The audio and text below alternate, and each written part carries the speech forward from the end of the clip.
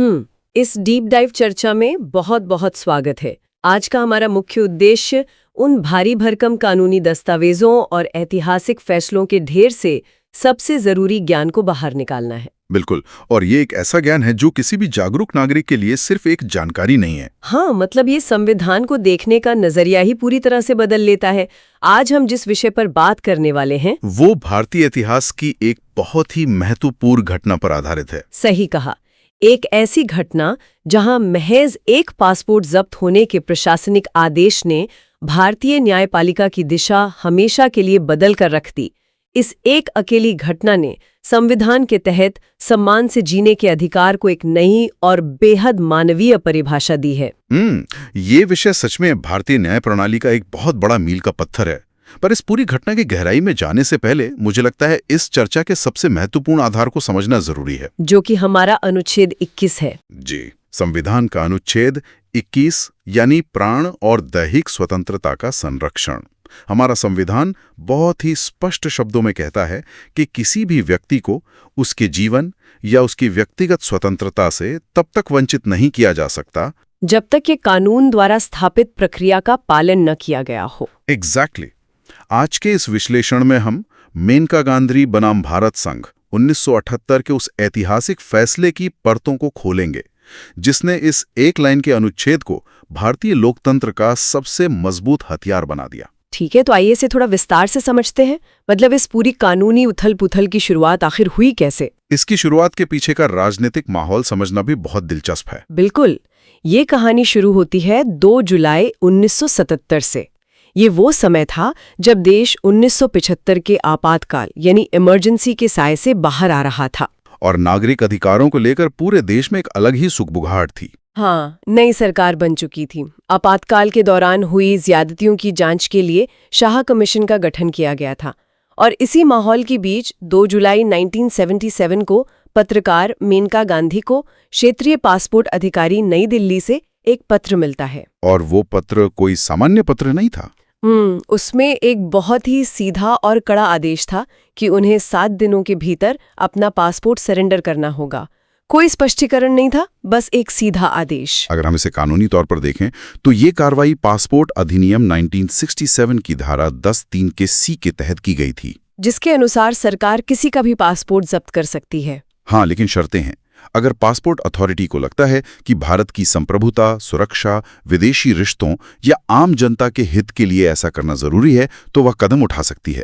और इस मामले में उन्होंने आम जनता के हित का हवाला दिया था। बिल्कुल, सरकार का मानना था कि मेनका गांधी की उपस्थिति शाह कमीशन के सामने चल रही जांच के लिए जरूरी थी और अगर वो देश से बाहर जाती तो जांच प्रभावित हो सकती थी। देखिए, ये तर्क तो अपनी जगह था, लेकिन जब मेनका गांधी ने उसी अधिनियम की धारा 10(5) के तहत इस फैसले का कारण लिखित में मांगा तो जो जवाब मिला वो बहुत ही अप्रत्याशित था। यहाँ जो सबसे हैरान करने वाली बात है वो ये है कि विदेश मंत्रालय ने कारण बताने से साफ इनकार कर दिया था। उनका कहना था कि आम जनता के हित को ध्यान में रखते हुए ही कारण सार्वजनिक नहीं किए जा सकते। मतलब एक तरह से प्रशासन का ये रवैया था कि बस हमने फैसला ले लिया है और इसका आधार क्या है ये जानने का अधिकार पासपोर्ट धारक को है ही नहीं। इसी रवैये से एक बहुत बड़ा कानूनी बवाल खड़ा हो गया। और स्वाभाविक भी था। ये मामला फिर सिर्फ एक व्यक्ति के पासपोर्ट का नहीं रह गया था। ये एक बहुत बड़ा सवाल बन गया कि क्या सरकार बिना कारण बताए किसी भी नागरिक की स्वतंत्रता छीन सकती है? प्रशासन के इस एक कदम ने संविधान के सबसे बुनियादी सिद्धांतों को सीधे चुनौती दे दी और इसी मनमानी कार्रवाई के खिलाफ सीधे सुप्रीम कोर्ट में संविधान के अनुच्छेद 32 के तहत एक रिट याचिका दायर की गई, जिसमें बहुत मजबूती से तर्क दिया गया कि ये आदेश कई अधिकारों का उल्लंघन है। जी, याचिका में कहा गया कि ये समानता के अधिकार यानी अनुच्छेद 14, अभिव्यक्ति और देश भर में घूमने की स्वतंत्रता यानी अनुच्छेद 19 और जीवन तथा व्यक्तिगत स्वतंत्रता के अधिकार यानी अनुच्छेद 21 का सीधा सीधा हनन है। लेकिन दूसरी तरफ सरकार भी पूरी तैयारी के साथ आई थी। सरकार के वकीलों ने अदालत में कहा कि पासपोर्ट अधिनियम को मौलिक अधिकारों का हनन करने के लिए नहीं बनाया गया है और उन्होंने संविधान के निर्माण काल से जुड़ा एक बहुत ही दिलचस्प तर्क दिया। हाँ, यहाँ पर बात सच में बहुत दिलचस्प हो जाती है। सरकार ने याद दिलाया कि संविधान निर्माताओं ने जानबूझकर ब्रिटिश प्रणाली को अपनाया था, अमेरिकी प्रणाली को नहीं। उनका तर्क था कि हमारे संविधान में सिर्फ कानून द्वारा स्थापित प्रक्रिया का जिक्र है। तो इसका मतलब अदालतें इस बात की जांच नहीं कर सकती कि कानून खुद में कितना सही या गलत है। इस सचटलता को पूरी तरह समझने के लिए हमें इन दो बहुत ही महत्वपूर्ण कानूनी सिद्धांतों के बीच का अंतर समझना होगा। कानून द्वारा स्थापित प्रक्रिया और कानून की उचित प्रक्रिया। बिल्कुल। पहला सिद्धांत, जो ब्रिटिश न्याय प्रणाली की देन है, उसका सीधा अर्थ यह है कि यदि विधायिका ने कोई कानून बना दिया है और कार्यपालिका ने उस कानून में लिखी गई प्रक्रिया का पूरी तरह से पालन किया है, तो राज्य किसी भी व्यक्ति की स्वतंत्रता छीन सकता है, भले ही वो कानून कितना भी अनुचित क्यों ना हो। जी। ये सिद्धांत इस बात पर विचार ही नहीं करता कि कानून खुद में कठोर या तर्कहीन है या नहीं, और भारत की संविधान सभा ने लंबी बहस के बाद मूल रूप से इसी सिद्धांत को अनुच्छेद 21 में जगह दी थी। अगर इसे एक बहुत ही सरल से उदाहरण से समझा जाए, मान लीजिए कल को संसद एक कानून पारित कर दे कि नीली शर्ट पहनने वाले हर व्यक्ति को जेल में डाल दिया जाए, जो कि एक बहुत ही अतार्किक कानून होगा। हाँ, लेकिन अब पुलिस आती है और कानून में लिखी गई सारी प्रक्रिया का पालन करते हुए, जैसे वारंट लाना और मजिस्ट्रेट के सामने पेश करना, किसी व्यक्ति को गिरफ्तार कर लेती है, तो कानून द्वारा स्थापित प्रक्रिया के तहत ये गिरफ्तारी पूरी तरह से वैध मानी जाएगी। बिल्कुल वैध मानी जाएगी। भले ही नीली शर्ट पर जेल भेजने का कानून अपने आप में कितना भी हास्यास्पद क्यों ना हो, अदालत सिर्फ ये देखेगी कि प्रक्रिया का पालन हुआ या नहीं। एकदम सटीक उदाहरण दिया आपने। और इसके ठीक विपरीत दूसरा सिद्धांत है कानून की उचित प्रक्रिया, जिसे अंग्रेजी में ड्यू प्रोसेस कहा जाता है, जो कि अमेरिकी संविधान का बहुत बड़ा हिस्सा है। जी। और ये सिद्धांत सिर्फ प्रक्रिया के पालन तक सीमित नहीं रहता। ये एक कदम आगे जाकर इस बात की कड़ी जांच करता है कि क्या विधायिका द्वारा बनाया गया कानून अपने आप में निष्पक्ष, न्यायसंगत और उचित है या नहीं। मतलब अगर कानून मनमाना या दमनकारी हो तो क्या होगा? तो अदालत उस कानून को ही खारिज कर सकती है। ड्यू प्रोसेस नागरिकों को विधायिका की मनमानी से भी बचाता है। लेकिन हमारे संविधान के अनुच्छेद 21 में तो उचित प्रक्रिया या ड्यू प्रोसेस शब्द था ही नहीं। तो फिर शुरुआती दौर में हमारी अदालतों ने इसे कैसे संभाला? इसके लिए हमें 1950 के ए.के. गोपालन बनाम मद्रास राज्य मामले को देखना होगा, जो बहुत महत्वपूर्ण है। ए.के. गोपालन एक कम्युनिस्ट नेता थे जिन्हें निवारक निरोध अधिनियम के तहत हिरासत में लिया गया था। और जब ये मामला सुप्रीम कोर्ट पहुंचा तो अदालत ने बहुत ही शाब्दिक और सीमित नजरिया अपनाया था। अदालत ने कहा कि संविधान में जानबूझकर ड्यू प्रोसेस को शामिल नहीं किया गया है, इसलिए अदालत कानून की उचित या अनुचित प्रकृति की जांच नहीं कर सकती। और गोपालन फैसले की सबसे बड़ी खामी भी तो यही थी कि अदालत ने संविधान के अलग अलग अनुच्छेदों को बिल्कुल अलग अलग डिब्बों की तरह देखा था, जिसे वाटर टाइट कंपार्टमेंट्स कहा गया था। उस समय सुप्रीम कोर्ट का मानना था कि मौलिक अधिकार एक दूसरे से स्वतंत्र हैं। यानी अगर कोई कानून अनुच्छेद 21 के तहत किसी व्यक्ति की स्वतंत्रता छीनता है तो उसे अनुच्छेद 19 में दी गई स्वतंत्रताओं की कसौटी पर परखने की कोई जरूरत नहीं है। बिल्कुल। उस समय न्यायपालिका का नजरिया ये था कि बस ये देखा जाएगा कि दैहिक स्वतंत्रता छीनने की प्रक्रिया सही थी या नहीं। इस बात पर कोई ध्यान नहीं दिया जाएगा कि जेल जाने से उस व्यक्ति की बोलने की आजादी या व्यवसाय करने की आजादी भी छिन रही है। यह सच में एक बहुत ही संकुचित व्याख्या थी, जो राज्य को असीम शक्तियां दे रही थी। तो फिर बदलाव कैसे आया? अगर हम इसे बड़ी तस्वीर से जोड़कर देखें तो 1970 के दशक के अंत तक और विशेष रूप से आपातकाल के कड़वे अनुभवों के बाद न्यायपालिका को यह एहसास हो चुका था कि राज्य की शक्तियों पर अंकुश लगाना बहुत जरूरी है। और यही एहसास मेनका गांधी मामले में खुलकर सामने आया। जी, जब ये मामला सुप्रीम कोर्ट की 7 जजों की ऐतिहासिक बेंच के सामने आया तो अदालत ने महसूस किया कि गोपालन मामले का संकीर्ण नजरिया बदलते वक्त के बिल्कुल खिलाफ है। और यहीं से भारतीय न्यायपालिका में एक नई क्रांति की शुरुआत हुई। अदालत ने 28 साल पुराने ए.के. गोपालन के फैसले को पूरी तरह से पलट दिया। और इसी फैसले के गर्भ से जन्म होता है भारतीय संविधान के स्वर्णिम त्रिभुज का, जिसे हम गोल्डन ट्रायंगल कहते हैं। ये कानून के क्षेत्र में एक ऐसा मुकाम है जो किसी भी व्यवस्था को सच में जवाबदेह बनाता है। बिल्कुल। सुप्रीम कोर्ट ने बहुत ही स्पष्ट शब्दों में घोषणा की कि मौलिक अधिकार कोई अलग अलग टापू नहीं है जो एक दूसरे से कटे हुए हों। वे एक दूसरे से गहरे जुड़े हुए हैं। अनुच्छेद 14 जो समानता का अधिकार है, अनुच्छेद 19 जो विभिन्न प्रकार की स्वतंत्रताएं देता है, और अनुच्छेद 21 जो जीने और व्यक्तिगत स्वतंत्रता का अधिकार है, ये तीनों मिलकर ये गोल्डन ट्रायंगल बनाते हैं। इस स्वर्णिम त्रिभुज ने तो विधायिका और कार्यपालिका के लिए एक बहुत ही सख्त नियम तय कर दिया होगा। बिल्कुल कर दिया। अदालत ने कहा कि अब अगर राज्य कोई भी ऐसा कानून बनाता है जो किसी व्यक्ति की दैहिक स्वतंत्रता को सीमित करता है, तो वो कानून सिर्फ अनुच्छेद 21 की प्रक्रियात्मक कसौटी पर ही पास नहीं होना चाहिए। उससे अनुच्छेद 14 और 19 के कड़े टेस्ट से भी गुजरना होगा, जिसका सीधा मतलब ये हुआ कि स्वतंत्रता छीनने वाली प्रक्रिया को न्याय संगत, निष्पक्ष और उचित होना ही चाहिए। वो प्रक्रिया न तो मनमानी हो सकती है और ना ही दमनकारी। ये एक अभूतपूर्व बदलाव था। मतलब इसका सोच कर देखिए, संसद ने संविधान में कोई संशोधन नहीं किया, किसी ने औपचारिक रूप से ड्यू प्रोसेस शब्द को नहीं जोड़ा, लेकिन सुप्रीम कोर्ट ने अपनी व्याख्या के जरिए अमेरिकी कानून के उचित प्रक्रिया के सिद्धांत को भारतीय न्याय प्रणाली की रगों में दौड़ा दिया। अब केवल कानून का होना काफी नहीं था, उस कानून का सही और न्यायपूर्ण होना भी अनिवार्य हो गया था। और इसी के साथ अदालत ने यह भी साफ कर दिया कि विदेश यात्रा करने का अधिकार कोई ऐशो आराम नहीं है। वो अनुच्छेद 21 के तहत दैहिक स्वतंत्रता का ही एक अभिन्न अंग है। कोई भी सरकार मनमर्जी से किसी नागरिक को देश के बाहर जाने से नहीं रोक सकती। लेकिन जब अधिकारों की इतनी व्यापक व्याख्या होती है, तो प्रशासन के सामने कुछ व्यवहारिक चुनौतियां भी तो आती होंगी। आती हैं, और इससे एक बहुत महत्वपूर्ण सवाल भी खड़ा होता है कि क्या सरकार आपात स्थिति में तुरंत कार्रवाई कर सकती है? हाँ, मान लीजिए कोई व्यक्ति बहुत बड़ा आर्थिक घोटाला करके देश छोड़कर भागने की फिराक में है। अगर पासपोर्ट अथॉरिटी पहले उसे नोटिस भेजेगी, फिर उसके जवाब का इंतजार करेगी और फिर सुनवाई की तारीख तय करेगी, तब तक तो वो व्यक्ति देश से बाहर जा चुका होगा। तो फिर न्याय और प्रशासनिक जरूरत के बीच संतुलन कैसे बनेगा? ये एक बड़ी उलझन थी। प्रशासन को प्रभावी ढंग से काम करने के लिए शक्तियों की जरूरत होती है, लेकिन वही शक्तियां अधिकारों को कुचल भी सकती हैं। ऐसे में प्राकृतिक न्याय यानी नेचुरल जस्टिस के सिद्धांतों की भूमिका बहुत अहम हो जाती है। बिल्कुल।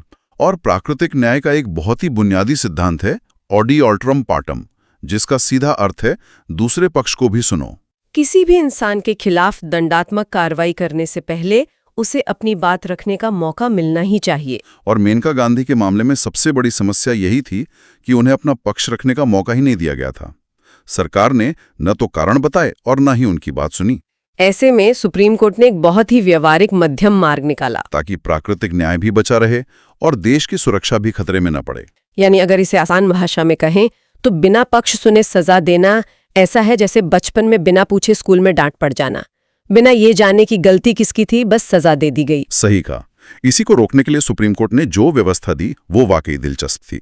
वो व्यवस्था क्या थी? अदालत ने माना कि पासपोर्ट जब्त करने जैसे अति संवेदनशील मामलों में, जहां व्यक्ति के देश से भागने का खतरा वास्तविक हो, सरकार को तुरंत कार्रवाई करने का पूरा अधिकार है। मतलब प्रशासन पहले कदम उठा सकता है ताकि कोई अप्रिय घटना न घटे। हाँ, लेकिन कार्रवाई करने के तुरंत बाद प्रशासन को उस व्यक्ति को सुनवाई का पूरा मौका देना ही होगा। इसे कानूनी भाषा में पोस्ट डिसीजनल हियरिंग यानी फैसले के बाद की सुनवाई कहा गया। इसका मतलब ये है कि प्रशासन मनमाने ढंग से कारण छिपाकर नहीं बैठ सकता। वो ये कहकर पल्ला नहीं झाड़ सकते कि बस हमने फैसला ले लिया है। उन्हें तुरंत कदम उठाने का अधिकार मिला, लेकिन उस कदम के ठीक बाद उन्हें उस व्यक्ति को बुलाकर कारण बताने होंगे और उसका पक्ष सुनना होगा। और अगर सुनवाई के बाद ये पाया जाता है कि कारण निराधार था, तो आदेश वापस लेना होगा। ये प्रशासनिक तानाशाही को रोकने का बहुत संतुलित तरीका था। इसी फैसले के कारण सरकार को अंततः अदालत में हलफनामा देना पड़ा कि वे मेनका गांधी को अपना पक्ष रखने का मौका देंगे। तो इस पूरी चर्चा को अगर हम रोजमर्रा की जिंदगी से जोड़ें, तो सुनने वालों के लिए या एक आम नागरिक के लिए 1978 के इस फैसले के क्या मायने हैं? मायने बहुत गहरे हैं। मेनका गांधी मामले ने अनुच्छेद 21 के अंदर छिपी उन असीम संभावनाओं के दरवाजे खोल दिए जिनकी कल्पना शायद संविधान सभा ने भी पूरी तरह से नहीं की होगी। इस फैसले ने ये स्थापित किया कि जीने के अधिकार का मतलब सिर्फ शारीरिक रूप से जिंदा रहना नहीं है, बल्कि मानवीय गरिमा के साथ जीना है। और इसी एक गरिमा शब्द की व्याख्या ने आने वाले दशकों में नागरिकों को कई नए मौलिक अधिकार दिए। हम कुछ बहुत ही महत्वपूर्ण ऐतिहासिक मुकदमों का विश्लेषण कर सकते हैं जो सीधे तौर पर इसी फैसले की नींव पर खड़े हैं, जैसे 1985 का ओल्गा टेलिस मामला, जो बंबई नगर निगम द्वारा फुटपाथों और मलिन बस्तियों में रहने वालों को बेदखल करने से जुड़ा था। तब सुप्रीम कोर्ट ने मेनका गांधी मामले के तर्क को ही आगे बढ़ाते हुए कहा था कि आजीविका का अधिकार जीने के अधिकार का ही एक हिस्सा है। अदालत का तर्क सीधा था। कि अगर किसी इंसान को काम करने या कमाने के साधन से वंचित किया जाता है तो असल में उसे जीवन की बुनियादी जरूरतों से वंचित किया जा रहा है। इस फैसले ने स्पष्ट किया कि राज्य किसी भी गरीब नागरिक को बिना उचित प्रक्रिया अपनाए उसकी आजीविका से बेदखल नहीं कर सकता। और इसी तरह गरिमापूर्ण जीवन के सिद्धांत ने महिलाओं के अधिकारों को भी एक नई दिशा दी। 1997 का विशाखा मामला इसका बहुत बड़ा उदाहरण है, जो एक महिला सामाजिक कार्यकर्ता के साथ हुए अमानवीय यौन उत्पीड़न के बाद सुप्रीम कोर्ट पहुंचा था। अदालत ने साफ किया कि किसी भी महिला का कार्यस्थल पर सुरक्षित महसूस करना कोई एहसान नहीं है, बल्कि ये अनुच्छेद 21 के तहत उनके गरिमा के साथ जीने के मौलिक अधिकार का अभिन्न अंग है। इसी ऐतिहासिक फैसले ने उन दिशा निर्देशों की रूपरेखा तैयार की जो बाद में कार्यस्थल पर यौन उत्पीड़न रोकने के लिए कड़े कानून में तब्दील हुए। सिर्फ आजीविका या सुरक्षा ही नहीं, एक इंसान की पहचान को भी इसी अधिकार से जोड़ा गया। 2014 का नालसा जजमेंट इसका प्रमाण है, जो मानवाधिकारों के क्षेत्र में एक वैश्विक मिसाल माना जाता है। इस फैसले में सुप्रीम कोर्ट ने भारत में ट्रांसजेंडर्स को कानूनी रूप से तीसरे लिंग के रूप में मान्यता दी थी। अदालत ने माना कि कोई व्यक्ति खुद को किस लिंग के रूप में पहचानता है, ये तय करना उसका अपना मौलिक अधिकार है। और ये पहचान अनुच्छेद 21 के तहत गरिमापूर्ण जीवन का सीधा हिस्सा है। जिस समुदाय को सदियों से हाशिए पर रखा गया था, उन्हें बराबरी का हकदार बनाया गया। ये देखना भी दिलचस्प है कि इस अधिकार का दायरा सिर्फ इंसानों तक ही सीमित नहीं रहा। आप 2014 के ही एनिमल वेलफेयर बोर्ड मामले की बात कर रहे हैं, जिसे जलीकट्टू विवाद के संदर्भ में जाना जाता है। जी, सुप्रीम कोर्ट ने जानवरों के अधिकारों को भी एक नए नजरिए से देखा और टिप्पणी की कि जानवरों के प्रति करुणा रखना और उन्हें अनावश्यक क्रूरता से बचाना भी हमारे संवैधानिक ढांचे का हिस्सा है। निजता यानी प्राइवेसी के अधिकार को भी इसी कड़ी में देखना बहुत जरूरी है। 2017 का के.एस. पुट्टास्वामी मामला आधुनिक न्यायपालिका के सबसे अहम फैसलों में से एक है। आधार कार्ड और डेटा सुरक्षा की बहसों के बीच 9 जजों की बेंच ने सर्वसम्मति से घोषित किया कि निजता का अधिकार कोई अलग से दिया गया उपहार नहीं है। यह अनुच्छेद 21 के जीवन और व्यक्तिगत स्वतंत्रता के अधिकार में पूरी तरह से अंतर्निहित है। नागरिक के निजी जीवन में राज्य का बेवजह दखल न हो, यह गरिमापूर्ण जीवन की बुनियादी शर्त है। और जीवन के अधिकार का शायद सबसे भावुक विस्तार 2018 के कॉमन कॉज मामले में देखने को मिला, जहां अदालत ने निष्क्रिय इच्छा मृत्यु को मान्यता दी। इसका बहुत ही गहरा दार्शनिक अर्थ निकाला गया कि जिस अनुच्छेद में सम्मान के साथ जीने का अधिकार है, उसी में एक असाध्य और अत्यधिक पीड़ादायक स्थिति में सम्मान के साथ मरने का अधिकार भी शामिल है। किसी व्यक्ति को मशीनों के सहारे जबरन जिंदा रखकर उसकी पीड़ा बढ़ाना उसकी गरिमा का उल्लंघन माना गया। एक पासपोर्ट की छीनने से शुरू हुई बहस का ये सफर सच में ये दिखाता है कि न्यायपालिका किस तरह समाज के साथ विकसित होती है। मेनका गांधी के मामले ने साबित कर दिया कि हमारा संविधान कोई रुकी हुई किताब नहीं है। यह एक जीवित दस्तावेज है जो समय और समाज की जरूरतों के साथ सांस लेता है। इसने फुटपाथ पर रहने वालों की रोजी रोटी, महिलाओं की सुरक्षा, ट्रांसजेंडर्स की पहचान, हर नागरिक की निजता और यहाँ तक कि मृत्यु के समय सम्मान को भी एक ही धागे में पिरो दिया। ये विकास ही है जिसने भारत के प्रशासनिक ढांचे को एक सच्चे कल्याणकारी राज्य की दिशा में आगे बढ़ाया है। इस पूरी चर्चा का सार यही है कि 1978 के उस फैसले ने न्यायपालिका को एक नया दृष्टिकोण दिया ताकि वो राज्य की मनमानी शक्तियों पर अंकुश लगा सके। इस फैसले ने सुनिश्चित किया कि केवल प्रक्रिया का पालन करने के नाम पर कोई भी व्यवस्था नागरिकों के बुनियादी मानव अधिकारों का हनन न कर सके। आज के इस गहन विश्लेषण को समेटते हुए ये स्पष्ट हो जाता है कि 1977 की उस एक प्रशासनिक घटना ने नागरिक की गरिमा को सर्वोपरि बना दिया। लेकिन इस चर्चा को समाप्त करने से पहले एक ऐसा विचार सामने रखना जरूरी है जिस पर आगे बहुत कुछ सोचा जा सकता है। ये विचार एक्स्ट्रा टेरिटोरियल अधिकारों यानी अधिकारों के देश की सीमाओं के पार लागू होने से जुड़ा है। सुप्रीम कोर्ट के जस्टिस कैलासन की एक असहमति वाली राय भी थी जो इसी जटिल पहलू को छूती थी। ये एक ऐसा सवाल है जिस पर गहराई से विचार किया जा सकता है। सवाल बहुत सीधा लेकिन बहुत गहरा है। अगर किसी नागरिक के मौलिक अधिकार जैसे बोलने की आज़ादी या सम्मान से जीने का अधिकार देश की सीमाओं के बाहर विदेश यात्रा करते समय भी उसके साथ साथ चलते हैं, तो सोचिए क्या होगा जब वो नागरिक किसी ऐसे देश में हो जिसके स्थानीय कानून भारतीय मौलिक अधिकारों के बिल्कुल विपरीत हो। मान लीजिए कोई ऐसी जगह जहां सार्वजनिक रूप से आलोचना करना अपराध हो। तब एक नागरिक के अधिकारों की रक्षा कौन करेगा? भारत का वो संविधान जो देश की भौगोलिक सीमाओं के बाहर अपनी कानूनी ताकत खो देता है, या उस दूसरे देश का कानून जो हमारी आज़ादी के मायनों को स्वीकार ही नहीं करता? क्या नागरिकों के अधिकार सच में विश्वव्यापी हैं या ये सिर्फ देश की सीमाओं के भीतर ही सुरक्षित हैं? ये एक ऐसी कानूनी और दार्शनिक पहेली है जो अधिकारों की सीमाओं को लेकर एक नई बहस को जन्म देती है।